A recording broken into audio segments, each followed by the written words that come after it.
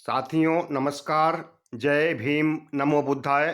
हमारे चैनल में आपका स्वागत है। मैं हूं रामचंद्र मौर्य।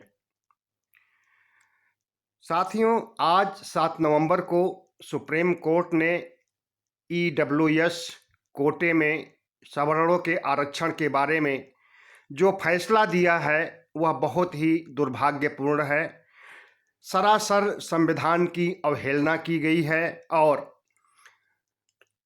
संविधान के कायदों के अनुसार फैसला नहीं किया गया है। न सिर्फ ईबीएस कोटे को वैध ठहराया गया है बल्कि 2019 में 103वां संविधान संशोधन, जिसमें कि आर्थिक आधार पर आरक्षण देने की बात कही गई थी, उसे भी सुप्रीम कोर्ट ने स्वीकार कर लिया है और उसे भी हरी झंडी दिखा दी है, या कहें कि उस पर भी मुहर लगा दिया है। सुप्रीम कोर्ट में 5 जजों की खंडपीठ में 3 जजों ने जो फैसला सुनाया है वह सवर्णों के पक्ष में जाता है और पिछड़ी जातियों, अनुसूचित जातियों के खिलाफ है। हमारा ये कहना है कि संविधान को एक बारगी तो ख़त्म नहीं किया जा सकता है और ऐसा दुष्कर्म भारतीय जनता पार्टी कर भी नहीं सकती है। इसलिए उसे धीरे धीरे ख़त्म किया जा रहा है, आरक्षण को भी और संविधान को भी। आरक्षण को ख़त्म करने की शुरुआत आज हो गई है और उस पर अपनी मुहर लगा दिया है सुप्रीम कोर्ट ने भी। जो आरक्षण पिछड़ी जातियों को, अनुसूचित जातियों, अनुसूचित जनजातियों को मिलता था, वो आरक्षण अब सवर्ण जातियों को भी मिलेगा, क्योंकि भारतीय जनता पार्टी सवर्णों की पार्टी है और इस सवर्णों की पार्टी ने हमारा हिस्सा, ओबीसी एससी एसटी का हिस्सा छीन करके सवर्णों के हवाले करने का गुनाह किया है और यह गुनाह सुप्रीम कोर्ट ने किया है।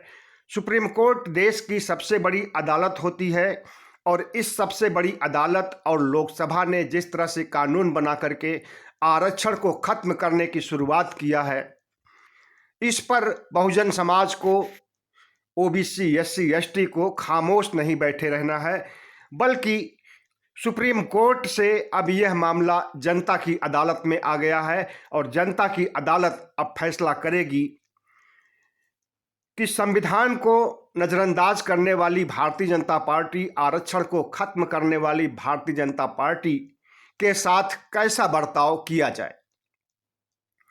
तो साथियों, आज हम यही आपको बताना चाहेंगे कि भारतीय जनता पार्टी जब से सत्ता में आई है, 2014 से 8 साल हो गए हैं, तब से इसने बहुजन विरोधी कदम ही उठाए हैं। चाहे वह CAA NRC कानून ला करके, चाहे वह किसानों से संबंधित 3 काले कानून ला करके, चाहे वो नोटबंदी करके, चाहे वो आरक्षण को ख़त्म करने की साजिश रच करके, तमाम ऐसे उदाहरण हैं जिससे कि आप समझ सकते हैं भारतीय जनता पार्टी का चाल, चरित्र और चेहरा।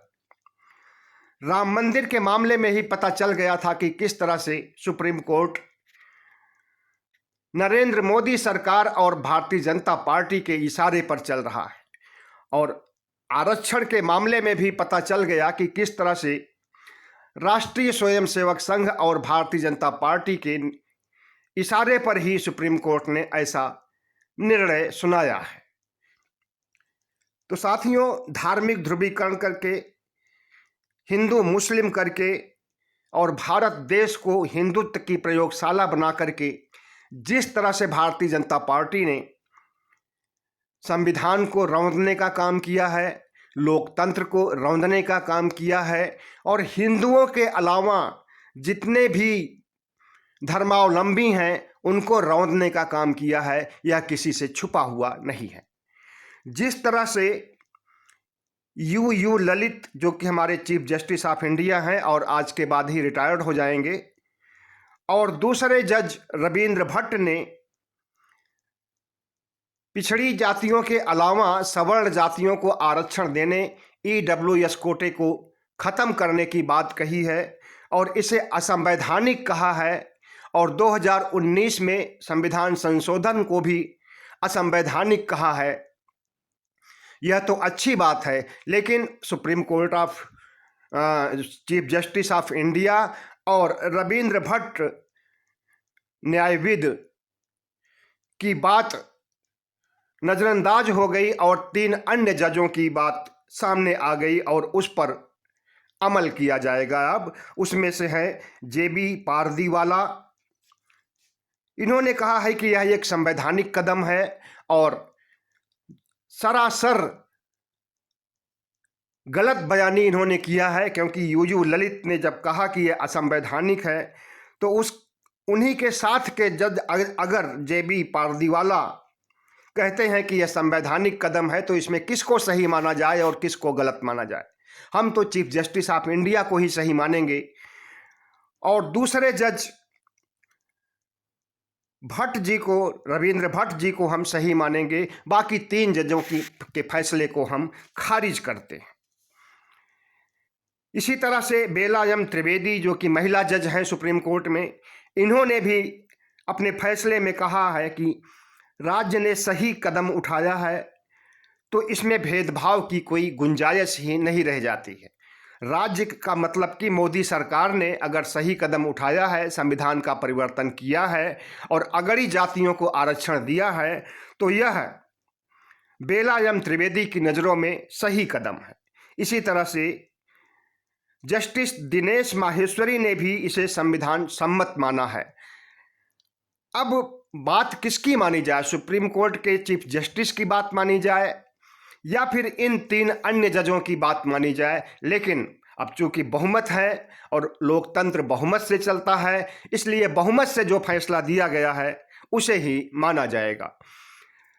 साथियों, जिस तरह से न्यायपालिका पर दबाव डाल करके यह फैसला कराया गया है, बहुत सोची समझी रणनीति के तहत यह फैसला कराया गया है, जिससे कि उनकी खाल भी बच जाए और उनका काम भी हो जाए। इसलिए 2 जजों को असंवैधानिक घोषित करने के लिए सवर्ण जातियों के आरक्षण को लगा दिया गया और 3 जजों को उनके खिलाफ कर दिया गया कि वे इसे संवैधानिक बताएं और संविधान के मुताबिक बताएं। यह आरएसएस की सोची समझी रणनीति है और इस रणनीति के तहत जिस तरह से पिछड़ी जातियों, अनुसूचित जातियों, जनजातियों के आरक्षण को खत्म करने की साजिश रची गई है, वह आरएसएस की नीयति को दर्शाता है। भारतीय जनता पार्टी और मोदी सरकार की नीयति को दर्शाता है। प्रधानमंत्री नरेंद्र मोदी खुद भी अपने को ओबीसी मानते हैं और दलित, अनुसूचित जाति का राष्ट्रपति बनाना पसंद करते हैं। अभी आदिवासी राष्ट्रपति हैं, इसके पहले दलित राष्ट्रपति थे। इन सब के होने के बावजूद अगर पिछड़ी जातियों के साथ, अनुसूचित जातियों, जनजातियों के साथ अन्याय हो रहा है तो इसका सीधा सा अर्थ है कि सिर्फ आरएसएस की चल रही है। आरएसएस अपनी मर्जी के मुताबिक फैसले करवा रहा है और आरएसएस अपनी मर्जी के मुताबिक संविधान को परिभाषित कर रहा है और आरएसएस अपने मुताबिक भारत को हिंदू राष्ट्र बनाने की दिशा में ले जा रहा है। आर्थिक आधार पर आरक्षण की बात बाबा साहब डॉक्टर भीमराव अंबेडकर ने नहीं कही थी। जातीय और शैक्षिक आधार पर, पिछड़ेपन के आधार पर आरक्षण देने की बात हुई थी, वो भी 10 साल के लिए। लेकिन कार्यकाल को हमेशा बढ़ाया जाता रहा है और आगे भी बढ़ाया जाएगा, क्योंकि पिछड़ी जातियों, अनुसूचित जनजातियों की स्थिति में कोई परिवर्तन, सकारात्मक परिवर्तन देखने को नहीं मिल रहा है। जितनी भी नौकरियां होती हैं, जितनी भी विश्वविद्यालयों में आईआईटी या जितने भी संस्थानों हैं, वहाँ पर एडमिशन के लिए आज भी सवर्णों की बहुतायत होती है और आज भी अदालतों में 99% ब्राह्मण जज ही हैं। शासन प्रशासन में भी हमारी भागीदारी सुनिश्चित नहीं हो सकी है। ओबीसी, एससी, एसटी नाम मात्र के हैं। कहने के लिए 27% आरक्षण दिया गया है पिछड़ी जातियों को, लेकिन 7% भी हम न तो अदालत में हैं, न प्रशासन में हैं और न शैक्षिक संस्थानों में हमारा प्रवेश हो रहा है। और इसके लिए अगर कोई जिम्मेदार है तो आज की व्यवस्था, आज की सरकार जिम्मेदार है। और अगर इस जिम्मेदारी को सरकार निभाती नहीं है, अलबत्ते हमारे संवैधानिक अधिकार को भी हमसे हनन कर लेती है, हमसे छीन लेना चाहती है और हमसे छीन करके सवर्णों के हवाले कर देना चाहती है, तो इसे आपको अच्छी तरह से सोचना होगा। बहुजन समाज को, आदिवासी समाज को, दलित समाज को, ओबीसी समाज को इस पर गहन विचार करना होगा और यह देखना होगा कि भारत सरकार, मोदी सरकार आपके हितों की रक्षा कर रही है या फिर आपके साथ गद्दारी कर रही है। देखने में तो यही आ रहा है कि हमारे साथ शुरू से ही गद्दारी हो रही है। कभी CAA NRC ला करके हमारे संवैधानिक अधिकारों को, वोट के अधिकारों को, मतदान के अधिकारों को छीनने की कोशिश करती है। हमें डिटेंशन कैंप भेजना चाहती है, हमें विदेशों की तरफ रुख करना चाहती है, हमें इस देश से निकालना चाहती है और हमारे ही वोट से वो शासन कर रही है। तो साथियों, आज भारत की स्थिति और हमारा जो राष्ट्रीय संकट है वो गहरा गया है और गहराता ही जा रहा है। भारतीय जनता पार्टी जिस तरह से संविधान को नज़रअंदाज कर रही है, संविधान की धज्जियां उड़ा रही है, लोकतंत्र के चारों स्तंभों को कमज़ोर कर रही है, जर्जर कर रही है, शिथिल कर रही है, और जिस ढंग से हिटलर शाही को अंजाम दे रही है और जिस तरह से विभिन्न धर्मावलंबियों को, जो कि एक साझा संस्कृति के तहत इस देश के निवासी थे और साझा संस्कृति के तहत, साझा विरासत के तहत उनमें कोई भेदभाव की बातें नहीं थी, उनके अंदर भी धार्मिक ध्रुवीकरण करके भेदभाव पैदा किया जा रहा है। हिंदू को मुस्लिम से, मुस्लिम को हिंदू से लड़ाने की कोशिश की जा रही है, उसे भी आप अच्छी तरह से देख रहे हैं। और किस तरह से भारतीय जनता पार्टी RSS के इशारे पर, हिंदू पंथियों के इशारे पर काम कर रही है और हमारे खिलाफ एक्शन कर रही है और हमारे संविधान की धज्जियां उड़ा रही है और हमारे आरक्षण के अधिकार को भी सवर्णों की तरफ ले जा रही है और सवर्णों के हित के बारे में सोच रही है और हमारे हितों को, हमारे हिस्सों को हमें नहीं देना चाहती है। तो इस तरह से अगर देखा जाए तो जो 10% आर्थिक आधार पर EWS कोटे को आरक्षण दिया गया है, यह संविधान विरोधी है, समानता के अधिकार का विरोधी है और सबसे बड़ी चीज पिछड़ी जातियों, दलित जातियों, आदिवासी जातियों के खिलाफ है।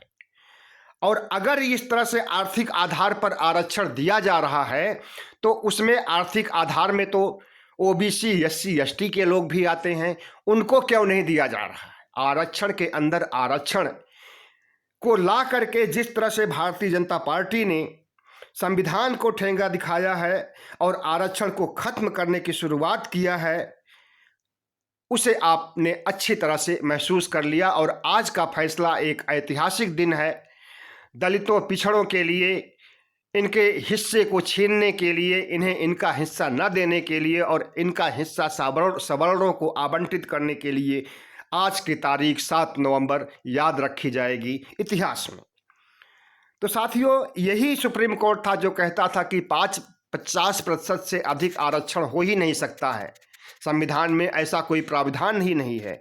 इंदिरा साहनी के मामले में 9 जजों की बेंच ने इस बात को कहा था कि 50% से ज़्यादा आरक्षण नहीं दिया जा सकता है, लेकिन आज वही सुप्रीम कोर्ट ने अपनी ही कही बातों को उलट दिया और 50% से ज़्यादा आरक्षण लागू कर दिया। आज से 60% आरक्षण हो गए। 50% यानी 49.50% तो OBC, SC, ST को आरक्षण है।